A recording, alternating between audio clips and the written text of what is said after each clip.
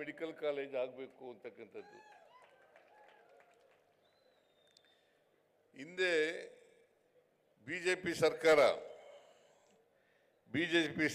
PPP ಮಾದರಿನಲ್ಲಿ ಮಾಡಬೇಕು ಅಂತ ಹೇಳಿ ಮಾಡಿತ್ತು. ಆದರೆ ನೀವು ಹೋರಾಟ ಎಲ್ಲ ಮಾಡಿದ್ದೀರಿ.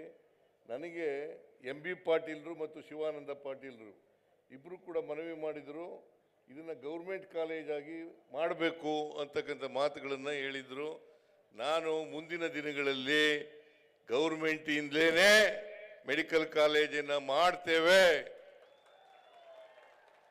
ನೀವು ಯಾರು ಕೂಡ ಅದಕ್ಕೋಸ್ಕರ ಹೋರಾಟ ಮಾಡಬೇಕಾದಂಥ ಅಗತ್ಯ ಇಲ್ಲ ಅಂತಕ್ಕಂಥ ಮಾತುಗಳನ್ನು ಹೇಳಲಿಕ್ಕೆ ಬಯಸ್ತಾ ಇದ್ದೇನೆ. ನಮ್ಮ ಸರ್ಕಾರ, ನಾನು ಮುಖ್ಯಮಂತ್ರಿಯಾಗಿದ್ದಾಗ ಎಲ್ಲ ಜಿಲ್ಲೆಗಳಲ್ಲೂ ಕೂಡ ಒಂದೊಂದು ಮೆಡಿಕಲ್ ಕಾಲೇಜ್ಗಳನ್ನು ಮಾಡಬೇಕು ಅಂತಕ್ಕಂಥದ್ದು ನಮ್ಮ ಇಚ್ಛೆ. ಎಲ್ಲ ಜಿಲ್ಲೆಗಳಲ್ಲೂ ಕೂಡ ಮೆಡಿಕಲ್ ಕಾಲೇಜು. ಇವತ್ತಿನವರೆಗೆ 71 ಮೆಡಿಕಲ್ ಕಾಲೇಜ್ಗಳಿದ್ದಾವೆ ಕರ್ನಾಟಕದಲ್ಲಿ. 71 ಮೆಡಿಕಲ್ ಕಾಲೇಜುಗಳಿದ್ದಾವೆ. ಅದರಲ್ಲಿ 22 ಮೆಡಿಕಲ್ ಕಾಲೇಜುಗಳು ಸರ್ಕಾರಿ ಕಾಲೇಜುಗಳು. 22 ಮೆಡಿಕಲ್ ಕಾಲೇಜುಗಳು ಸರ್ಕಾರಿ ಮೆಡಿಕಲ್ ಕಾಲೇಜುಗಳು. ಉಳಿದ ಜಿಲ್ಲೆಗಳಲ್ಲೂ ಕೂಡ ಯಾವ ಜಿಲ್ಲೆಯಲ್ಲಿ ಇಲ್ಲ ಆ ಜಿಲ್ಲೆಗಳಲ್ಲೂ ಕೂಡ ಸರ್ಕಾರಿ ಮೆಡಿಕಲ್ ಕಾಲೇಜನ್ನು ಮಾಡ್ತೇವೆ.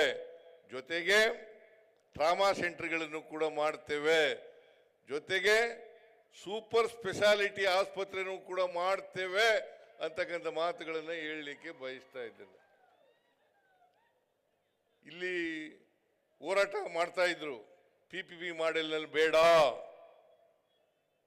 ನಮ್ಮದೆಲ್ಲ ತೀರ್ಮಾನ, ಇದು ಹಿಂದಿನ ಸರ್ಕಾರದ ತೀರ್ಮಾನ, ಬಿಜೆಪಿ ಸರ್ಕಾರದ ತೀರ್ಮಾನ. ನಾವು PPP ಮಾಡೆಲ್ ಮಾಡಲ್ಲ, ಗೌರ್ಮೆಂಟ್ಲಿಂದಲೇ ಮಾಡ್ತೀವಿ ಅಂತಕ್ಕಂಥ ಮಾತುಗಳನ್ನು ಹೇಳಲಿಕ್ಕೆ ಬಯಸ್ತಾ ಇದ್ದೇನೆ. ಅನೇಕ ಇಲಾಖೆಗಳು, ಸುಮಾರು 800 ಕೋಟಿಗೂ ಹೆಚ್ಚು ಕಾರ್ಯಕ್ರಮಗಳು ಇವತ್ತು ನಡೆದಿದ್ದಾವೆ. ಈಗಾಗಲೇ ಇಲ್ಲಿ ನೋಡಿದ್ದೀರಲ್ಲ, ಶಂಕುಸ್ಥಾಪನೆ, ಉದ್ಘಾಟನೆ, ಇವೆಲ್ಲ ಇವತ್ತು ನಾನು ಅದಕ್ಕೆ ಇನಾಗ್ರೇಷನ್ ಮಾಡಿದ್ದೇನೆ, ಉದ್ಘಾಟನೆ ಮಾಡಿದ್ದೇನೆ.